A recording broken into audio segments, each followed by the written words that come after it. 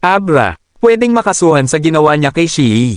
Malamang napakinggan mo na rin yung distrakan ng dalawa. At rekta na tayo sa mainit na usapan ngayon tungkol nga sa sinabi ni Abra, na di umano, siya daw ang nakauna kay Ann. Kasi nung flip-stage pala, ako na yung nauna kay Ann. At dito nga ay mas matindi na yung sinabi ni Abra. Dahil pinapamukha niya talaga kay Shii, na hindi brand new yung nakuha niyang asawa. Real talk, sinundot ko yung puso. Gamit 8 sinampal ko yung nguso. Walang kondom, may dugong tumutulo. Pero dahil tropa tayo, pinutok ko sa pusod. Sa mundo ng hip-hop, normal na ang bangayan. Pero iba ang usapan kapag ang mga dating magkaibigan o magkasama sa industriya ang nagbabanggaan. Tangina, kaya ka tinututay ng jowa mo. Oo, totoo to. Ayoko sanang ipanlait. Pero nagkaroon ng panahon na yung shota mo ngayon, palihim ako inaakit. Pasalamat ka na lang at hindi ako pumapatol sa pangit. Kasi ipagpapalit ka sana ng mahal mo para sa akin kung hindi ko siya binasted. Ganito ang eksenang umiinit ngayon sa pagitan ni Abra at Shii. Dalawang bigating pangalan sa Pinoy rap battle at mainstream rap scene. Kung babalikan natin, hindi lingid sa kaalaman ng marami na may history sina Abra at Shii.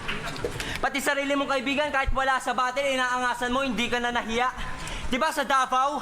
Ha? Tinanong kita, hinamon kita ng suntukan, diba tahimik ka bigla? Testigo si Kuya Kebs, tanga! Pareho silang galing sa flip top kung saan hinubog ang kanilang husay sa pagrarap at pagsulat ng mabibigat na linya. Si Abra na sumikat sa matatalinhagang punchlines at mabilisang delivery.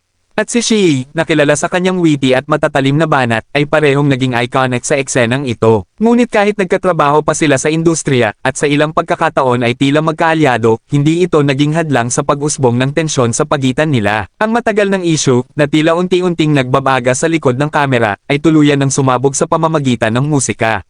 At dito naman sa diss track ni Shii. Wala namang kaso dito dahil hindi nga siya nagbanggit ng kahit anong pangalan sa pamilya ni Abra. Kaya maituturing ito na pang-diss track talaga sa hip-hop community. Alam niyo bang patay na mama niya? FYI sa nanonood. At miss niya yung mama niya kaya gusto ng sumunod. Okay, sige. Pero pag nilibing kita, hiwalay kita ng puntod. Para maranasan naman ng mamas boy na to ang bubukod. Ngayon about naman sa diss track ni Abra, kung saan binanggit niya ang asawa ni Shii, na si Ann Mateo, ay may posibilidad na makasuhan siya.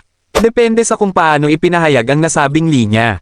Sa ilalim ng Article 353 ng Revised Penal Code ng Pilipinas, ang paninirang puri, libel kung nakasulat, slander kung pasalita, ay maaaring kasuhan kung mayroong malicious implication na maaaring makasira sa reputasyon ng isang tao.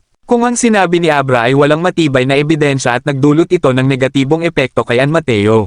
Halimbawa pagdududa sa kanyang reputasyon, maaaring makasuhan si Abra ng libelo o slander. At pangalawa, sa ilalim ng Article 287 ng Revised Penal Code, ang sinumang nanggugulo o nambabastos ng walang malinaw na legal na basehan ay maaaring makasuhan ng unjust vexation. Kung naramdaman ni Ann Mateo na sadyang binastos siya sa kanta at nakaramdam siya ng matinding emotional distress, maaari siyang maghain ng kaso laban kay Abra. At pangatlo, ang Republic Act No. 11313, Safe Spaces Act, ay nagbabawal ng anumang pahayag na sexual na maaaring makaapekto sa dignidad ng isang babae. Kung ang linya sa kanta ay maituturing na sexual harassment o isang pahayag na nagpapahiwatig ng pambabastos kay Ann Mateo, maaaring magamit ang batas na ito laban kay Abra.